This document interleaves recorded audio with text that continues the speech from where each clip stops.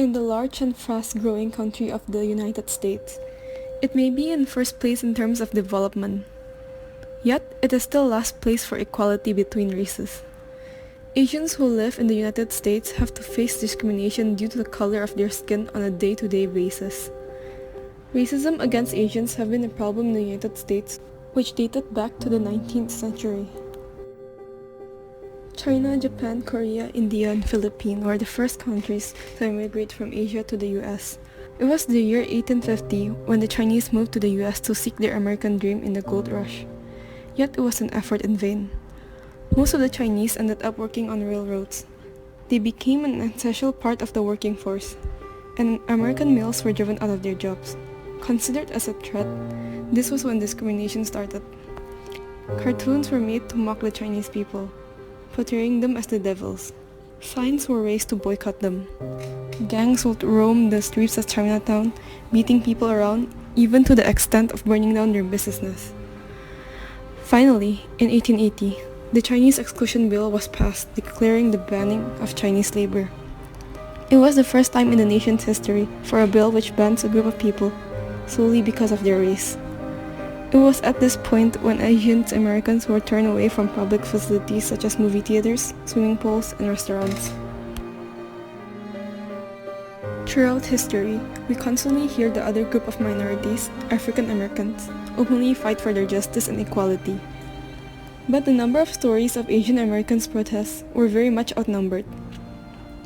In early press reports, the Chinese and Japanese Americans were praised for their economic success, saying that even in the face of racial discrimination and adversity, they still rose and contributed economically to the US. They were finally praised. Asians became the good Americans, also known as the model minority. Becoming a model minority, good Americans, meant that Asians had to keep their mouths shut and to never complain. This was the sad reason why Asian Americans' protests were very few. They had to keep their suffering inside, unknown to the world. One of the most common types of racism is stereotyping. In the past, Asians were associated with gambling, prostitution, and opium. Today, they are mostly classified as math geniuses, people with small and slanted eyes, children of strict parents, and broken English speakers.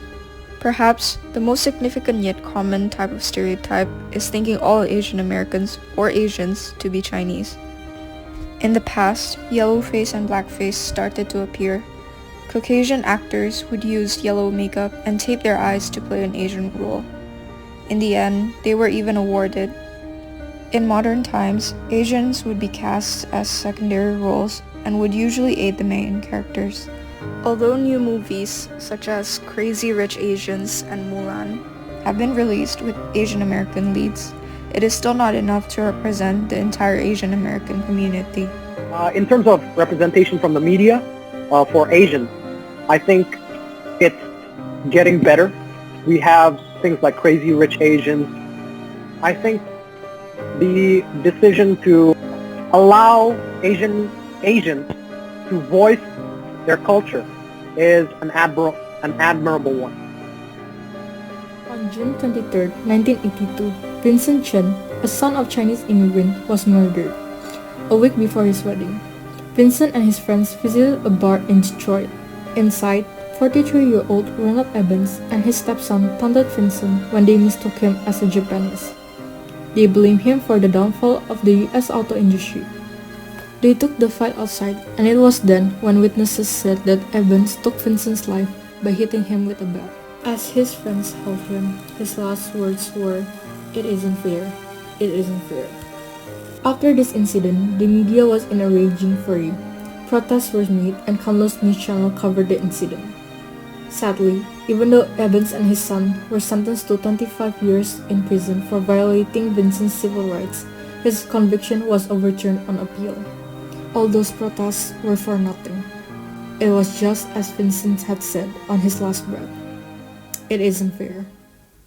In the present, the discrimination was slowly dying, but it was when the coronavirus pandemic arrived that had originated from Wuhan, China, that Asian has yet received the hate and blame.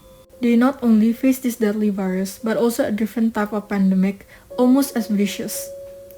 Racism. During the pandemic, many Americans had targeted Asian Americans.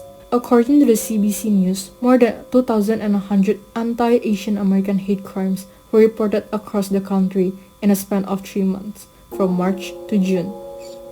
The incident include physical attack, verbal assault, workplace discrimination, and online harassment. One of my friends who was Taiwanese, she told me that one day when she was walking down the street on the way to the grocery store, this car came up and they blocked the road for a quick second. And this guy just yells at her and her friend, just yells ethnic slurs at them and tells them that there's the coronavirus in America because of you. It's your fault. That's only one of the several outrageous things that I've heard happen in California. In San Francisco, an elderly man was mocked and disrespected as he cried. He was struck in the head and his cart full of recyclables were robbed. The video went viral after the attacker posted the video online. Even though Asian Americans have always been silent about their pain, enduring all those discrimination, they will not stay silent. They will fight back the inequality and unjust action against them. They will always be proud of their history and ancestors who helped and suffered alongside many Americans in bringing in the United States to where it is now. No matter where they come from or what their skin color, Asians are part of the United States.